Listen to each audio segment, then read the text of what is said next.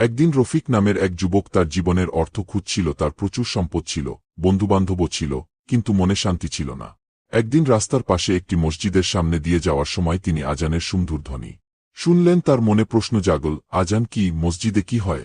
তিনি মসজিদের ইমামের কাছে গেলেন এবং বললেন, আমার মনে অনেক প্রশ্ন, ইসলাম কি, কেন এটি অনুসরণ করা হয়?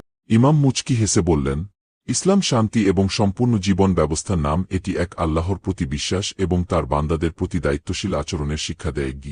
রফিক বিস্মিত হয়ে জিজ্ঞেস করলেন, কিভাবে আমি এ সম্পর্কে জানতে পারি? ইমাম তাকে সহজভাবে ব্যাখ্যা করে বলেন, এক, আল্লাহ এক ও অদ্বিতীয়। আল্লাহ সবকিছুর স্রষ্টা এবং তিনি সবকিছুর উপর ক্ষমতাবান। 2, 5টি স্তম্ভ, কালিমা, নামাজ, রোজা, জাকাত এবং হজব।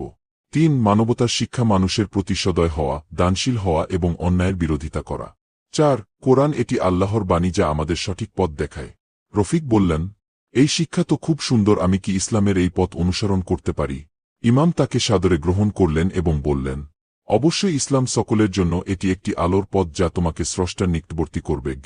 এরপর রফিক ইসলামের শিক্ষা অনুযায়ী জীবনযাপন শুরু করলেন। ধীরে ধীরে তিনি বুঝলেন, সত্যিকারের শান্তি আসে আল্লাহর সন্তুষ্টিতে। ইসলাম একটি শান্তি এবং সৌহার্দ্যের ধর্ম। এটি আমাদের জীবনের সব ক্ষেত্রে দিক নির্দেশনা দেয় এবং আল্লাহর নৈকট্য অর্জনের পথ দেখায়। ইসলামের সঠিক জ্ঞান ও শিক্ষামূলক ভিডিও পেতে আমাদের নতুন চ্যানেল আমার দিন আমার জান্নাহ সাবস্ক্রাইব করুন। আসুন দিনের জ্ঞান অর্জন করি, দিনের আলো ছড়িয়ে দিতে আমাদের সাথী হন।